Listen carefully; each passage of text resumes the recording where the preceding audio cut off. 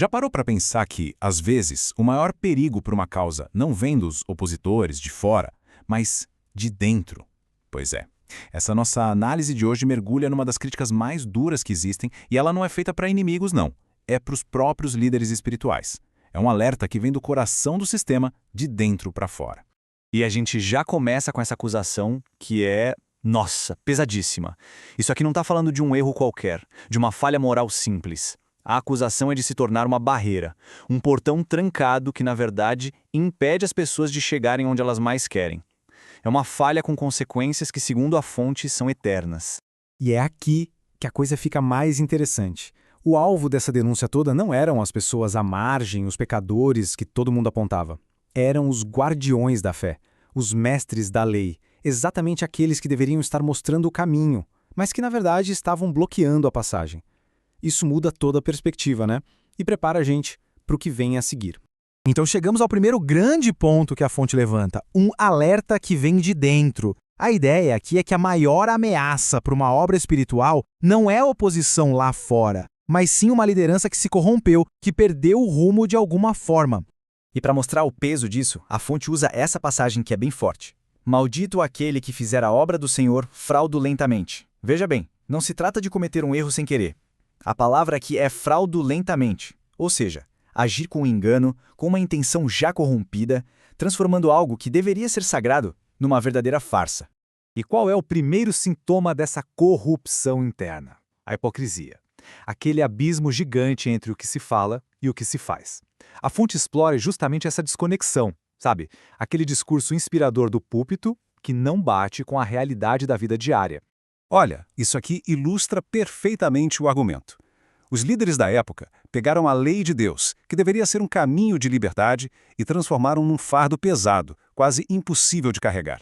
Eles foram empilhando regras e tradições humanas em cima, e o que era para ser libertação virou opressão. E a fonte aponta sinais bem específicos dessa espiritualidade de fachada. O foco era todo na aparência, sabe? Usar símbolos religiosos para parecer mais santo, ser admirado pelo conhecimento teórico, mas não pelo caráter. Era tudo uma performance, o exato oposto do que Jesus pregava e, principalmente, previa. Mas o que alimenta essa necessidade de parecer santo por fora? A fonte argumenta que é o segundo grande perigo interno, a fome por honra. Aquele orgulho que busca status, títulos e a admiração das pessoas acima de qualquer outra coisa. A expressão sentar-se na cadeira de Moisés era muito poderosa. Significava reivindicar a autoridade máxima para ensinar a palavra de Deus. Só que aí vinha a contradição fatal. Eles queriam a autoridade do cargo, mas se recusavam a viver sob a autoridade dos princípios que eles mesmos ensinavam. Era a posição sem a integridade. E a análise vai mais fundo ainda. Traça a origem desse orgulho até uma raiz, digamos, cósmica. Segundo os textos, o orgulho não nasceu aqui na Terra, nasceu no céu, com um ser celestial que trocou um papel de serviço por um trono de poder. A lição é clara. Esse mesmo espírito de se exaltar pode se infiltrar em qualquer estrutura religiosa, até hoje. E aqui a gente vê de forma brilhante a diferença fundamental de mentalidade. De um lado, a honra, que se encontra no ato de servir. Do outro, a busca sem fim por ser servido, por ser reconhecido, por ser honrado. São duas visões de mundo completamente opostas.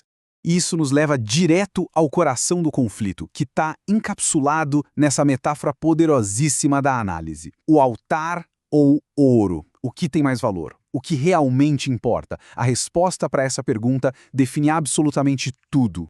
Para ilustrar isso, a fonte lembra da história de Caim e Abel. O problema nunca foi o que eles ofertaram. A questão sempre foi a intenção por trás da oferta. Abel trouxe o ouro dele ao altar com um coração sincero. Já Caim, bem, ele só cumpriu uma formalidade, um dever. E a análise divina foi direto na intenção de cada um. E aqui está o ponto crucial de tudo. É o altar, que representa a devoção sincera, a presença do sagrado. É ele que dá valor a qualquer oferta material, a qualquer ouro. Os líderes da época inverteram essa lógica. Eles ensinavam que o ouro era tão valioso que ele mesmo santificava o altar. E essa inversão é fatal, porque no momento em que o interesse material, o ouro, se torna mais importante que a devoção sincera ao altar, a batalha já foi perdida. A corrupção não é o resultado, é a causa. A ação externa só revela um coração que já escolheu o ouro em vez de Deus. Bom, se o problema todo está no coração, faz sentido que a solução também precise começar por lá, né? A parte final da nossa análise foca exatamente nisso, como restaurar o que foi corrompido de dentro para fora. E esse número, o 2, o que ele representa? A consequência devastadora de uma liderança corrompida. Segundo o texto, um líder assim, ao converter alguém, acaba tornando essa pessoa 2 vezes mais filha do inferno do que ele mesmo.